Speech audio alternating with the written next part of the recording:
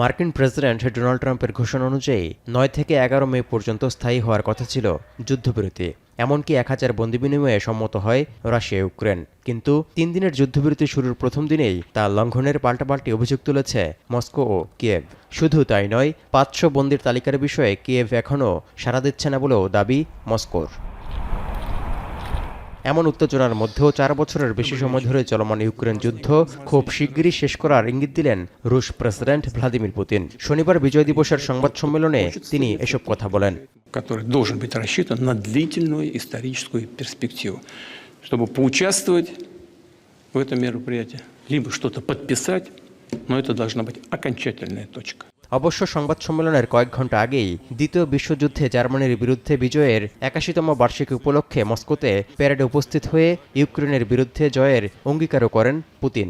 পাশাপাশি ইউরোপের সঙ্গে দ্বন্দ্ব নিরসনের জন্য নতুন নিরাপত্তা কাঠামো নিয়েও আলোচনা করতে আগ্রহী বলে জানান রুশ প্রেসিডেন্ট। এই অবস্থায় প্রকৃত শান্তি প্রতিষ্ঠা করতে উভয় পক্ষ সমঝোতা করলেই কেবল যুদ্ধ শেষ হবে বলে পাল্টা মন্তব্য করেছেন ইউক্রেনের প্রেসিডেন্ট ভলোদিমির জেলেনস্কি। ক্রিমিয়াকে রুশ ভূখণ্ড হিসেবে স্বীকৃতি এবং ন্যাটো জোটে ইউক্রেনের যোগ দেওয়ার চেষ্টা নিয়ে কিয়েভ মস্কোর মধ্যে টানাপোড়েনের ইতিহাস দীর্ঘ। এসবের রেশ ধরেই ২০২২ সালের ২৪ ফেব্রুয়ারি অভিযান শুরু করেছিল রুশ বাহিনী। দ্বিতীয় বিশ্বযুদ্ধের পর ইউরোপে সবচেয়ে বেশি সময় ধরে চলমান যুদ্ধ বন্ধে মধ্যস্থতার চেষ্টা অব্যাহত রেখেছেন মার্কিন president Donald Trump. Touhidur Rahman, এখন বিশ্ব।